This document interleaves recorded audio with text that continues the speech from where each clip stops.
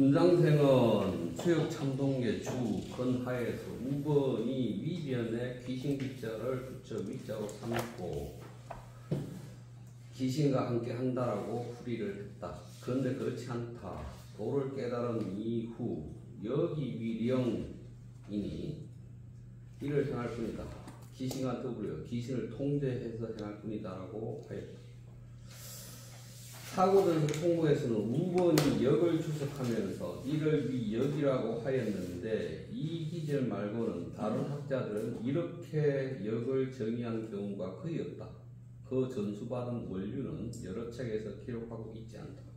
라고 말했다. 이 말은 거꾸로 얘기하면 주역 참동에서 이를 위역이라는 말을 최초로 사용했고 이렇게 정의를 다른 책에서 원류를 받아서 온 것이 아니다. 얘가 독창적으로 했다. 이렇게 사고전서 총무에서는 기록하고 있다.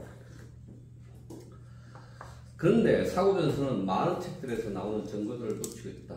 동안 시기에 가공 호박자 4편에서 유행량의 책을 수록하고 있고 신선전, 가롱의 신선전에는 남조 제자 강암의 시, 이 사람 이름이 뭔지 모르겠어요. 시에 또 유행량의 책이 나오고 도홍경의 진고, 북제의 안지추의 안씨가온, 수대의 오세남의 북당 서초 권 60에서 모두 참동계를 인용하고 그렇다면 동한시대의 가롱이고 북제시대고 수나라 시대고 근데 다 참동계가 있다 이 말이에요. 기록되어 있다.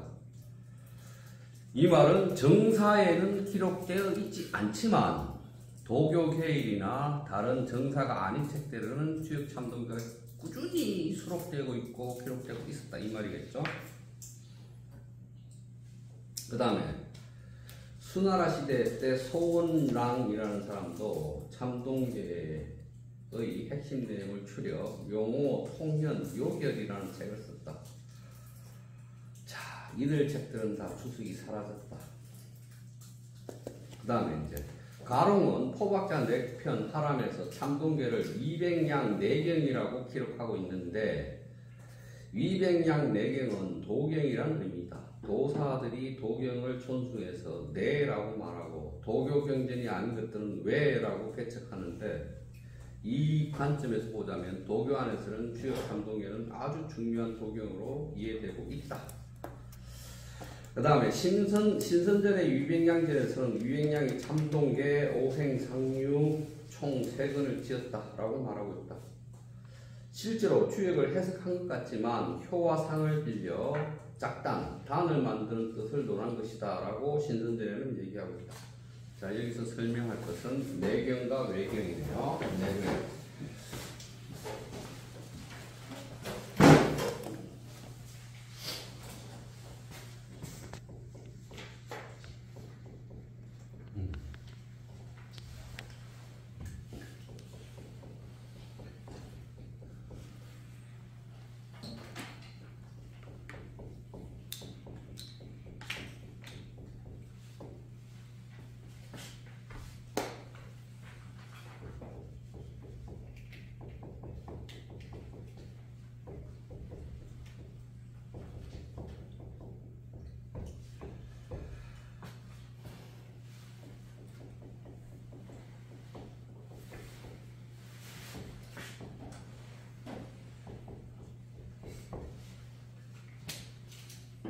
육아에서는 자기 경전이 육아 계열 안에서 계속 주석되고 해석되는 것을 정전을 해요. 정전.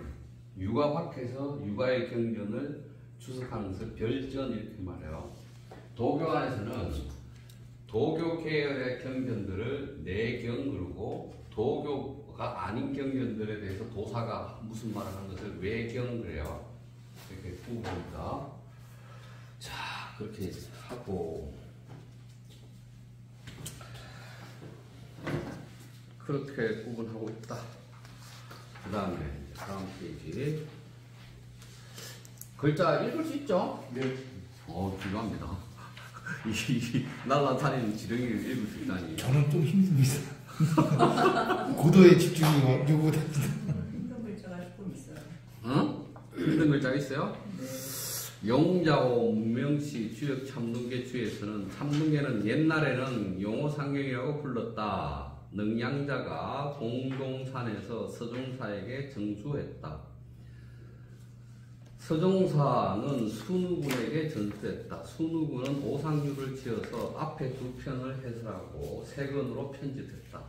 순우군이 이백양에 전수했다. 이백양은 참동계라고 이름을 바꾸었다. 그래서 서종사, 순우수통, 이백양 이렇게 말하는데 이 용자호 무명시의 그 서문의 내용과 도홍경의 설이 부합한다. 일치한다. 그 다음에 이제 삼인의 저자와 문체 문제인데 맹래창은 동한 서종사가 고경에 의거하여 오원 문구로 편찬하였다. 이걸 순우수통에게 전수했다. 순우수통이 문구를 보완했다. 참동계의 저자가 삼인이라는 사실은 역사적으로 어떠한 사람도 의심하지 않았었다. 그런데 원나라 시대 때 유염이 참 이것도 귀신 신나라 까먹는 소리 수련을 하고 있는 가운데 갑자기 어떤 사람이 기회되고 참동계가 삼인의 저작이고 사원으로 되어 있거나 오원으로 되어 있거나 삼문으로 되어 있어서 이것이 각기 다른 사람이 쓴 것이다 라고 기회되고 말해줬대. 어떤 사람이 수련 중에. 근데 유염은 거기에 대해서 구체적인 연구를 하지 않았어요. 그렇고 유염은 참동계는 위백양이 서종사는 주석을 해서 순우수통에 전수한 것이라고 말한다. 명대의 두일성은 사언은 이백양의 경전이고 오원은 서종사의 주석이며 부나 또는 의지로운 말들 또는 노래는 순우수통이 보충한 것이라고 보았다. 그런데 이들은 여전히 평효의 논리를 따른 것이다.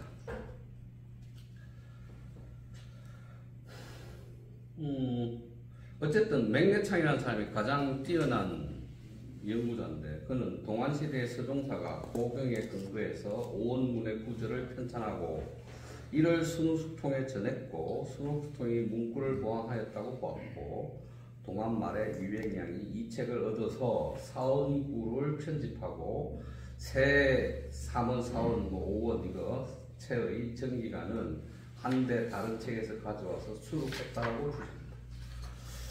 자, 이런 내용이고요. 그래서 다음 페이지 보면 중간쯤에